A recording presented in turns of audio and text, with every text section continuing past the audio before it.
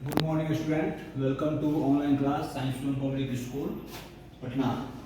आज हम लोग पढ़ेंगे सिविक्स में जो सारे क्लासों के लिए है। क्लास 8 के बच्चे पढ़ते हैं, क्लास 9 के बच्चे पढ़ते हैं, क्लास 10 के बच्चे पढ़ सकते हैं।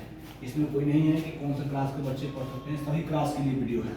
हम पढ़ेंगे इलेक्शन कमीशन के बारे में। इसको बोलते हैं निर्वाचन आयोग, इसको बोलते हैं चुनाव आयोग। हम जानेंगे कि हमारे देश में जो चुनाव कराने की जो प्रक्रिया होती है ये किसके द्वारा कंडक्ट कराया जाता है।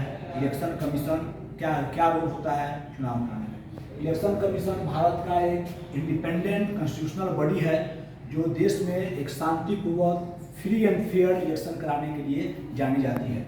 Election commission conduct free and fair election India. Bharat में फ्री एंड फेयर निष्पक्ष चुनाव यानी किसी प्रकार के चुनाव में धांधली या किसी प्रकार का गड़बड़ी ना हो देखती है।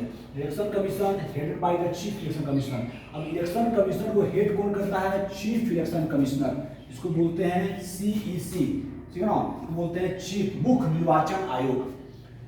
अगर कोई ऐसे पूछता है कि इलेक्शन कमीशन का कब गठन किया गया था, तो देश की आज़ादी के 3 साल बाद 25 जनवरी 1950 को इलेक्शन कमीशन को भारत में संविधान में उसको स्थान दिया गया।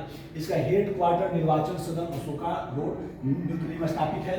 और अभी के समय में हमारे जो चीफ इलेक्शन कमिश्नर हैं वो राजीव कुमार हैं, जो जस्ट अभी लोकसभा के चुनाव 2024 में कंडक्ट कराए हैं। Rajiv Kumar chief election commissioner हैं।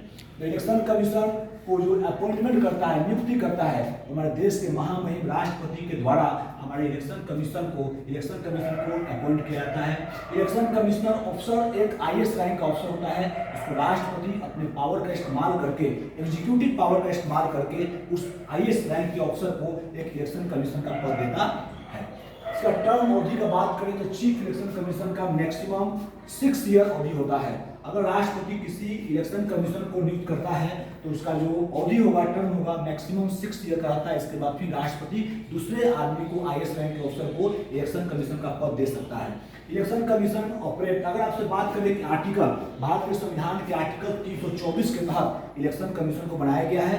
जो इलेक्शन कमीशन भारत की एक स्वतंत्र बॉडी है, कॉन्स्टिट्यूशनल बॉडी है, जो फ्री एंड फेयर इलेक्शन कराने की काम करती है हमारे देश में। जस्ट अभी जनरल इलेक्शन 2024 में हमारे इलेक्शन कमीशन का ही देन था, इतना अच्छे से शांतिपूर्ण से चुनाव पूरे देश में कराया गया।